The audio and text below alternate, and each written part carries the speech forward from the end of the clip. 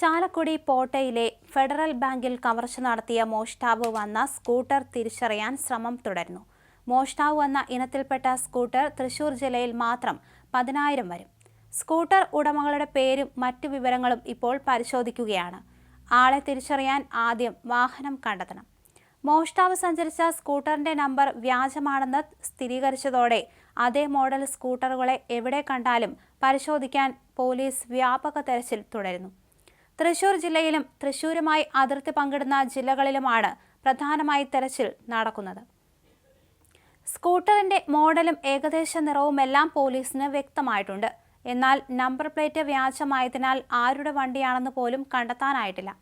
ഏതെങ്കിലും പൊന്തക്കാടുകളിലോ ആളൊഴിഞ്ഞ പറമ്പുകളിലോ സ്കൂട്ടർ ഒളിപ്പിച്ചാണ് മോഷ്ടാവ് കടന്നുകളഞ്ഞതെങ്കിൽ തിരച്ചിൽ കൂടുതൽ സങ്കീർണമാകും.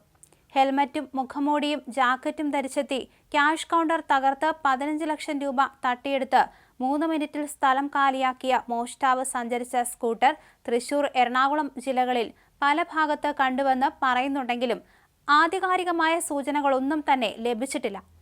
കൃത്യമായ ആസൂത്രണത്തോടെ എത്തി കവർച്ച നടത്തി മുങ്ങിയ പ്രതിയെ പിടികൂടാൻ ശാസ്ത്രീയ മാർഗങ്ങൾ ഉപയോഗിച്ചുള്ള അന്വേഷണം തുടരുകയാണെന്ന് റൂറൽ പോലീസ് മേധാവി ബി കൃഷ്ണകുമാർ പറഞ്ഞു. ബാങ്ക് കവർച്ച കേസുകൾ അന്വേഷിച്ച് പരിചയമുള്ള ഉദ്യോഗസ്ഥരെ കൂടി ഉൾപ്പെടുത്തി അന്വേഷണ സംഘം വിപുലീകരിക്കാനാണ് ശ്രമം. തദ്ദേശീയരിലേക്ക് അന്വേഷണം വ്യാപിപ്പിച്ചിരിക്കുകയാണ് അന്വേഷണ സംഘം. ക്രിമിനൽ പശ്ചാത്തലമില്ലാത്ത ആളാണ് പ്രതിയെന്നാണ് വിവരം.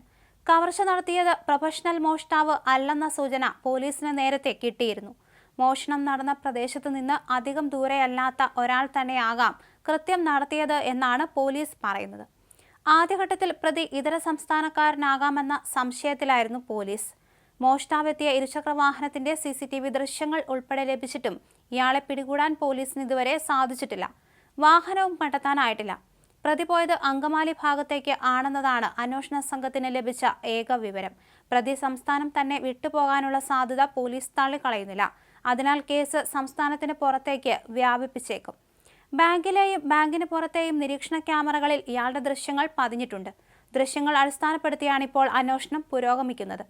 നിരീക്ഷണ ക്യാമറകളിൽ പെട്ടെങ്കിലും ഹെൽമറ്റ് ധരിച്ചിരുന്നതിനാൽ തിരിച്ചറിയാൻ സാധിക്കാത്തതാണ് പ്രതിസന്ധിയാകുന്നത്. കയ്യുറ ധരിച്ചതിനാൽ വിരലടയാളം കിട്ടാനുള്ള സാധ്യതയില്ല.